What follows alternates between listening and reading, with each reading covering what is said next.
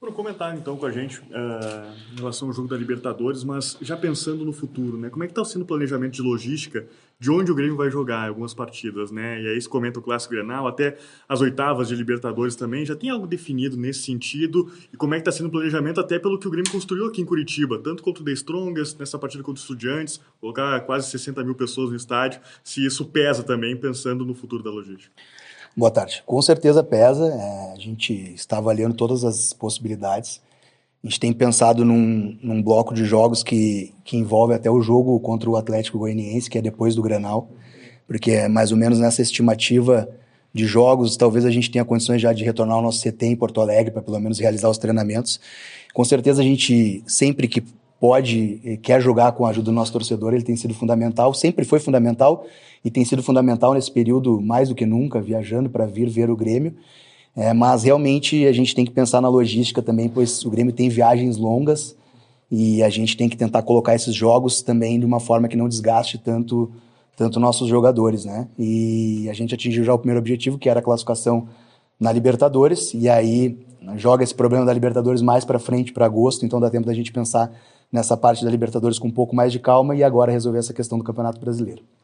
Bruno, o Grêmio, quando for estar priorizando a logística, tu já consegue confirmar para a gente onde vai ser, por exemplo, o jogo contra o Botafogo, o Clássico Grenal, esses próximos jogos vão ser priorizados pela logística ou vai sim ser colocado mais próximo do seu torcedor? Olha, a gente vai tentar fazer um misto das coisas, assim, esse jogo contra o Botafogo, a gente não tem a confirmação ainda oficial, mas a tendência é que ele seja num local em que facilite o deslocamento do Grêmio, mas o Clássico Grenal, por toda a sua importância, a gente quer mandar ele na região sul, perto do nosso torcedor, e dar esse carinho para nossa torcida, que sabe que ela vai nos apoiar muito no Grenal e vai invadir qualquer que seja o destino, trazer essa mobilização para mais perto da nossa casa. Bruno, tudo bem? Boa tarde. Queria que você falasse especificamente sobre a questão agora de contratações também, que é algo que o torcedor sempre pede, né? O presidente já falou em 2 jogadores, o próprio Renato também. Dá para confirmar que é um meia, é um centroavante? Apareceu o nome do Léo Fernandes, por exemplo, é uma possibilidade? Sobre o Léo Fernandes, eu te confesso que eu não sei de onde veio essa especulação, até porque é um jogador que não passou pela nossa análise de dados. Eu vi que saiu via Uruguai essa informação, né? Mas não confere. Sobre contratações, a gente conseguiu efetivar mais 2 contratações, agora até com a janela fechada, que era uma possibilidade que a gente já vinha trabalhando há bastante tempo dos zagueiros. 2 zagueiros que são pedidos do Renato, jogadores nos quais ele confia, também foram avalizados pela direção. E a gente quer, na janela, obviamente, reforçar mais o time, pelo menos 2 jogadores, eu acho que o presidente pontuou bem. Mas se houver a possibilidade de trazer mais jogadores, o Grêmio assim fará. Mas isso, obviamente, há um monitoramento de todas as posições, mas a definição sobre esses investimentos, elas acontecem mais próximas da abertura da janela ali. Bruno, tem se falado muito sobre esse mando de campo para os Grenais, né? Para os 2 jogos, né? E tem se falado também sobre até o jogo contra o Botafogo. O Botafogo teria aberto mão do segundo jogo também, na sua casa. Como é que o Grêmio está vendo essa relação com o Inter nesse momento, né? Isso tem definido também onde vai ser o primeiro jogo, já que, pelo que se sabe, o Inter também não quer abrir mão de não jogar na sua casa e fazer em campo neutro? O Botafogo tem sido muito compreensivo com o momento e realmente há essa possibilidade em a gente fazer os 2 jogos em campos neutros, vamos dizer assim, né? Para igualar tecnicamente, que é nossa grande preocupação quando se vive uma tragédia dessas, né? O Inter já não abriu mão do Grenal no segundo turno, e então não tem por que o Grêmio não fazer jus ao mando de campo e jogar perto da sua torcida, que é fundamental para um clássico Grenal, com todo o seu peso que tem o jogo, e a torcida mostrou, né? Impressionante. Queria aproveitar essa pergunta para agradecer a mobilização. Acho que poucas vezes na história do futebol sempre digo que a gente tem a melhor e mais fanática torcida, um jogo a 700, 800 quilômetros da casa, filas para compra de ingresso, e teremos um Couto Pereira lotado amanhã, o Grêmio já classificado, mas a torcida empurrando o Grêmio para, se Deus quiser, atingir o primeiro lugar do grupo. A gente sabe o quanto que é desgastante mentalmente ficar longe da família, ficar fora de Porto Alegre. Queria que você falasse como tem sido a preparação da logística para a família estar próxima dos jogadores, mesmo fora de Porto Alegre, como tem sido a liberação para isso? É um momento muito complicado. Também queria aproveitar a tua pergunta para agradecer os jogadores, a comissão técnica, todo o staff, pois têm sido fantásticos, eles têm entendido o momento e têm se doado ao máximo para o Grêmio, para o estado do Rio Grande do Sul como um todo. O Renato sabe como fazer bem isso, ele debate sempre com a gente, mas em alguns momentos a família pode vir para perto, ou pós-treino, às vezes, tem a liberação para dormir com a família e retornar para o café, o que seria normal se eles estivessem em Porto Alegre. Eles treinariam no CT do Grêmio, dormiriam com a família e voltariam para o treino no dia seguinte. O Renato vai dosando isso conforme a proximidade com o jogo e tem, dentro do possível, vamos dizer assim, ocorrido bem para tentar minimizar essa ausência que eles têm dos seus familiares. E também agora, nas próximas viagens, também a gente vai permitir quem quer levar a família para ficar um pouco mais perto. Eu tenho 2 filhos pequenos, um com 20 dias, a gente sabe quanto a gente sofre ficar longe das nossas esposas, dos nossos filhos, e a gente tem que tentar minimizar isso, porque senão, né, o grupo acaba sofrendo ainda mais. Bruno, boa tarde. Vocês esperavam um pouco mais de compreensão dos adversários, porque o que nós recebemos sempre de informação é que o time X não abriu mão do mando.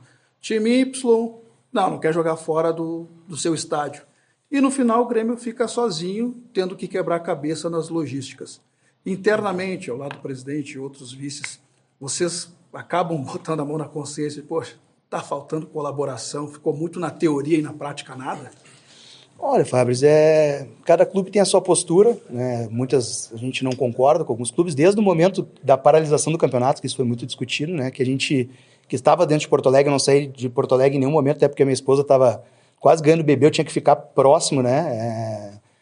E a gente que estava vivendo aquilo ali, vendo aquelas cenas de horrores, talvez a gente não conseguia entender como o campeonato não tinha sido paralisado antes, né?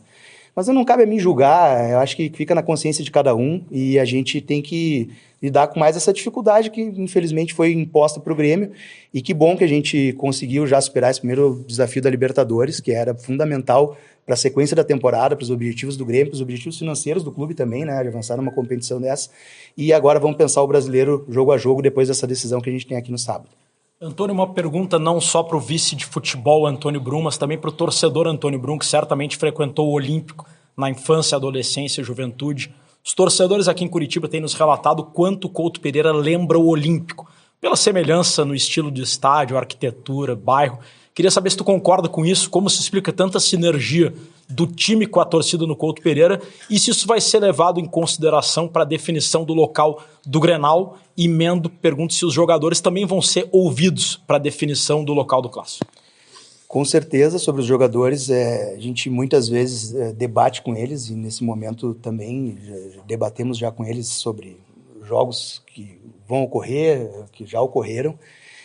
Eu morava no Menino Deus e ia a pé para o Olímpico ali, né? Tenho saudades do nosso velho casarão e é impressionante mesmo a semelhança. Eu acabei conhecendo o Couto Pereira no ano passado, quando o Grêmio visitou aqui o Curitiba pelo Campeonato Brasileiro. Num primeiro momento, a decisão de vir a Curitiba, porque tinham vários locais da região sul que o Grêmio tem torcida muito forte, além de Curitiba. No primeiro momento, essa decisão foi pela questão da Conmebol, liberar o Couto Pereira com uma facilidade maior do que outras possibilidades. O Grêmio tem torcida muito grande em Santa Catarina, no estado do Paraná e também no interior do estado do Rio Grande do Sul, né? E a sinergia acabou acontecendo desde o primeiro jogo, né? No momento em que a gente tinha dificuldade dos jogadores terem ficado um tempo sem jogar. E acho que isso pode contar a favor também para próximas definições. Foi uma cidade que nos acolheu muito bem, um estádio que nos acolheu muito bem.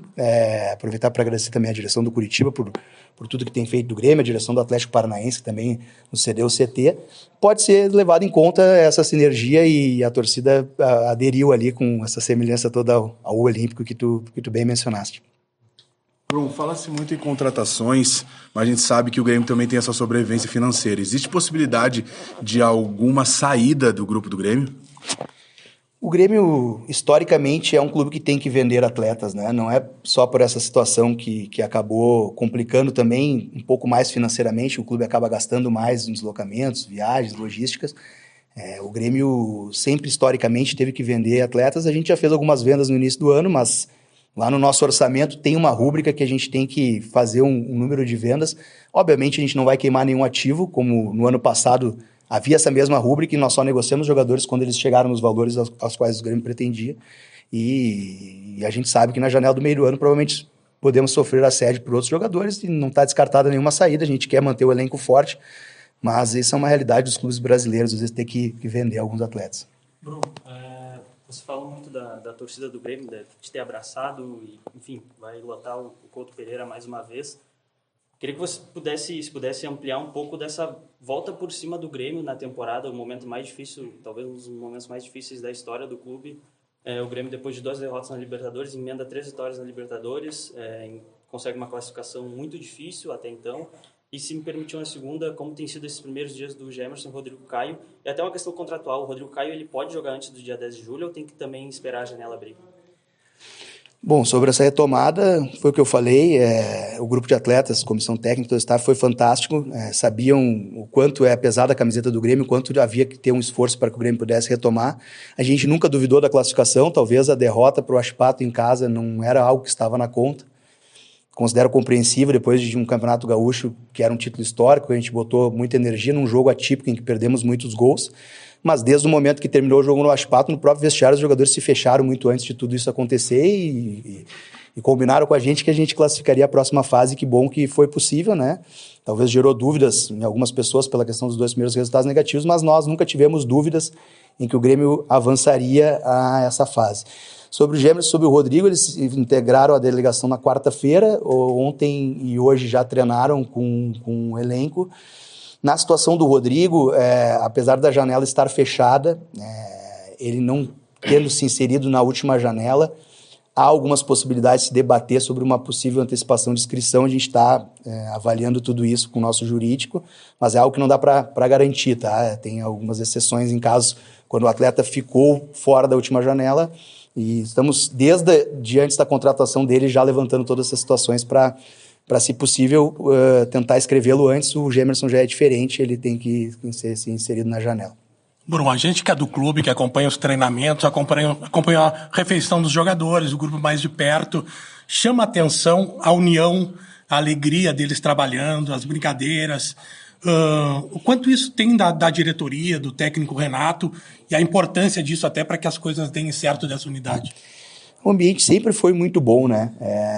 A gente, desde o dia 1 dessa gestão ali, obviamente o Renato é um cara que sabe levar muito bem isso e nos favorece muito ter ele como treinador, mas o ambiente sempre foi muito bom, e até em momentos que gera desconfiança sobre a capacidade do grupo, sobre a força do grupo, a gente que está no dia a dia assim como tu, não tem essa desconfiança, e isso é normal, né? Esse ambiente de brincadeira, de amizade entre eles, e eu considero que isso é algo muito importante para se ganhar coisas importantes no futebol, né? Então que bom que a gente está, mesmo no meio de toda essa tragédia, tendo esse ambiente leve entre os jogadores, mas isso já era uma prática, sempre aconteceu com esse grupo aí, é um grupo 100%, e a gente, como dirigentes, tem que só tentar ser um viabilizador para que esse ambiente esteja bom, e que bom que estamos conseguindo passar por mais essa tragédia com um bom ambiente. Obrigado, Bruno. Obrigado, pessoal.